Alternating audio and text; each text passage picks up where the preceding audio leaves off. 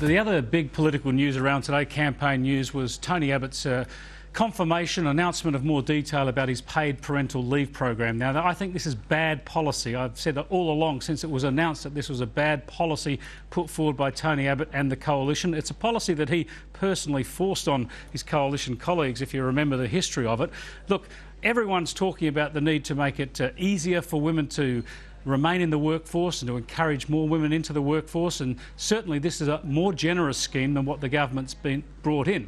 But you've got to remember that one of the Gillard government's, the Rudd government's historic achievements has been to deliver paid parental leave. It's 18 weeks at pretty much the minimum wage, and it's been a well-received step forward. Now, the Tony Abbott scheme, it makes it much more generous. It goes for 6 months. Women are paid, primarily women, of course, but the parent on the leave is paid for 6 months at their normal wage, up to a maximum wage of $150,000 a year. So you can earn $75,000 from the government over 6 months under this scheme. Very generous indeed.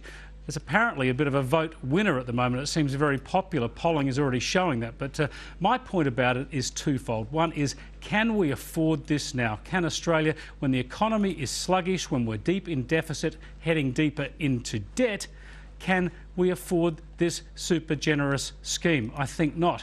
And perhaps more importantly than that, the whole emphasis, the whole push, the whole thrust of the coalition election campaign is supposed to be about reducing the taxation burden. Remember, they're axing the carbon tax, they're axing the mining tax, they're telling us that they will reduce company tax for most companies because they believe we need to pay less tax in order to regenerate this economy, in order to stimulate more growth.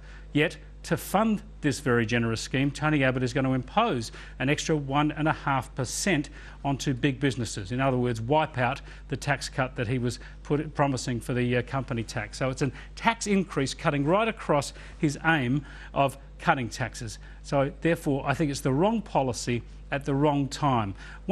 Once we have no deficit, once we're back in surplus, once the debt's under control, maybe we could talk about a scheme as generous as this. But importantly, a lot of women I speak to say that even more important than paid maternity leave is the flexibility issues around employment, making sure that they can job share or work flexible hours when they return to the workforce after having children, and of course, as we all know, get access to flexible, affordable childcare. These are the reforms that will probably help women and families much more than the paid parental scheme. Anyway, we'll take up this issue and all the others and give you a tease about tomorrow's news poll numbers later in the program, but we'll take a break now and then I'll be back with the Attorney General, Mark Dreyfus.